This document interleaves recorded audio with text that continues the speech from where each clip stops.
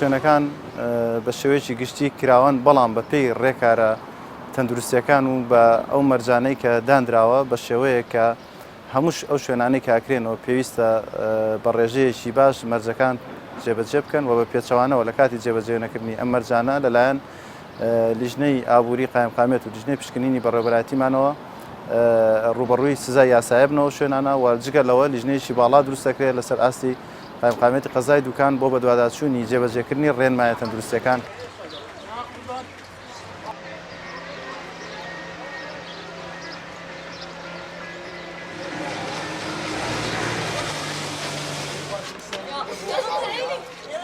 بەجددی وەزعێکی زۆر ناخۆشەکە بینی دوکان هات چۆڵە چکە ساڵانی پار بە بەردەوامی ئێمە هاتین و جەوێکی خۆش قەڵەباڵغێکی زۆر ئێستا زۆر چۆڵە.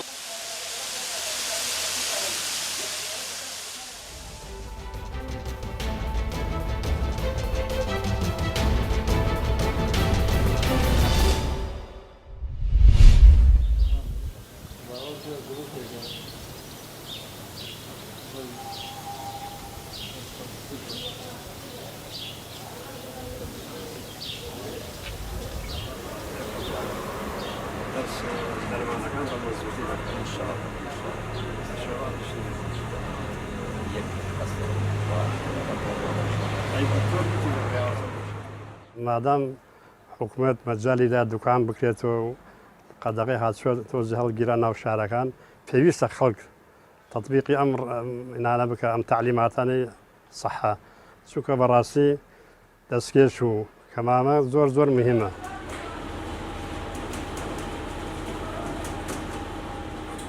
وەک دەبینی لایەنی پەیوەندیدار ئاسانکاری کردووە بۆ دوکاندار و کاسبکاران بەکردنەوەی دوکان و چوونە سەر ئیشی و کاری خۆیان. دیارە بابەتی خۆپارێزی زۆر گرنگە لە ئێستاە باوا دابنێن کە کۆرۆنامان وەکو قۆناغێکی مەترسیدار تێپەڕاندووە بەڵام بەکارهێنانی دەستکێش و دەمامک لە ئێستا و بۆ کاروباری ڕۆژانە و بازارەکان بۆ زۆر جێگاش گرنگە.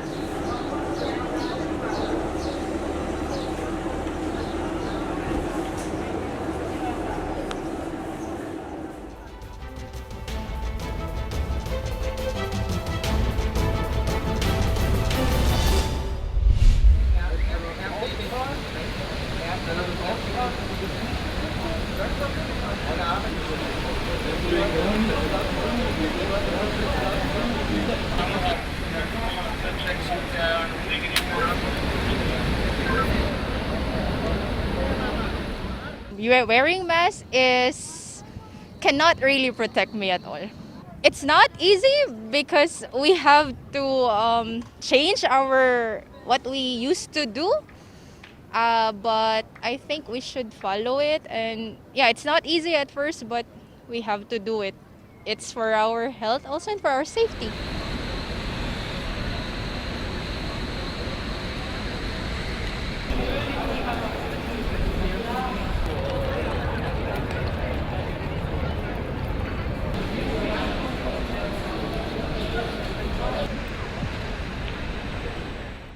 And yeah, I'm using it on the transport and in the shops like we have here in Alexanderplatz. But I think it's effective if everybody's using it in enclosed spaces. But I don't think it's necessary to wear it outdoors, let's say in the street or in the countryside, etc.